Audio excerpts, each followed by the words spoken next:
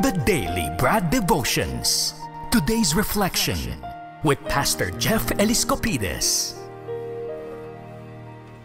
Sabi po sa Kawikaan 18:12, ang pagmamataas ng tao ang magpapahamak sa kanya, ngunit ang pagpapakumbaba ang magpaparangal sa kanya. Ito po ay contrast. Nakita na po natin ang dalawa, isa pong prideful at isang humble na tao. Marami pong benepisyo pag tayo ay humble. Kasi po, ang sabi na to, pagka daw tayo nagpapakmataas, mag-ingat po tayo dahil baka minsan yan ang ginagamit ni Lord para tayo bumaba sa lupa. Yan na lang ang gusto kong sabihin sa inyo. Na-experience nyo na po ba to na meron kang experience na kailangan mo pang madapa para malaman mo na nakatungtong ka naman sa lupa kasi hindi ka naman talaga mataas. And sometimes there's this feeling of number one, entitlement. Parang feeling natin, meron tayong certain level of achievement, mas matalino tayo sa iba, mas magaling tayo sa iba. Hindi ko po alam, pero minsan, siguro nature na ng tao, pag makakita tayo ng mayayamang tao, may mga kapangyarihan, parang feeling natin mas may wisdom sila kaysa sa atin. To some degree, totoo po yun. Pero it doesn't mean mayaman yung tao, may wisdom na. Kasi ang dami kong kilala, ang yayaman, mga walang pinagkatandaan eh. So yung entitlement po, critical po yan. Pangalawa po, pagka feeling natin, hindi lang entitlement, ako ay mas matalino nga sa inyo, mas marating sa inyo, dapat ituring nyo ako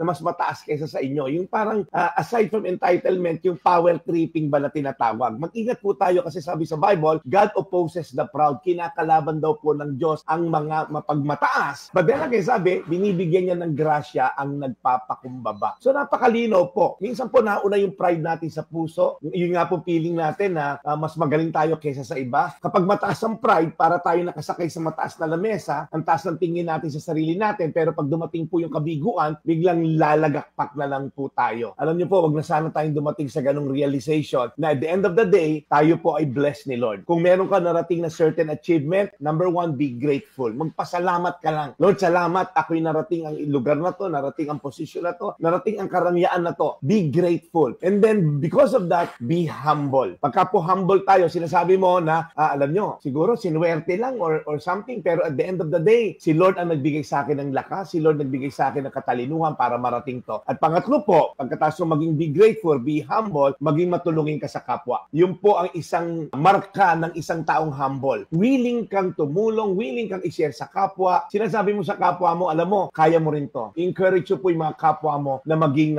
successful din. At the end of the day, sabi sa Kawikaan 18:12, ang pagmamataas ng tao magpapahamak sa kanya, ngunit ang pagpapakumbaba ang magpaparangal sa kanya. Yan ang dasal ko sa inyo, that the Lord will give us humility. And one day, makita natin yung harvest, maririp natin by being humble because the Lord will honor us. Let others honor you, not honor yourself. Amen? Lord, maraming salamat dahil ang humility ay napakahirap sa panahon na to. Hindi naman to, Lord, estado sa buhay, estado ng bangko. Lord, estado to ng puso. May mga mahihirap din, may mga kapos, pero ang yayabang. May mga tao rin na wala naman narating, pero ang yayabang. Meron naman tao, Lord, ang dami narating, ang yayabang din. Kaya, Panginoon, it's a state of the heart. Kaya, Panginoon, the more kami tumututok sa'yo, the more namin naiintindihan na kami, Lord, ay tao lamang galing sa alabok. Wala kami, Lord, maipagyayabang sa'yo. So, lahat ng narating namin ay dahil din sa'yo at para sa'yo. Yun, Lord, magbibigay sa amin ng humility. Kaya, Panginoon, sa mga taong minsan feeling nila entitled sila, minsan feeling nila they're better than others, tulungan niyo po silang magkaroon ng tamang wisyo na maging grateful, mapagpasalamat. Pangalawa, Lord, maging mapagpakumbaba at palaging tumulong sa kapwa. Dahil yun ang tanda ng isang taong humble at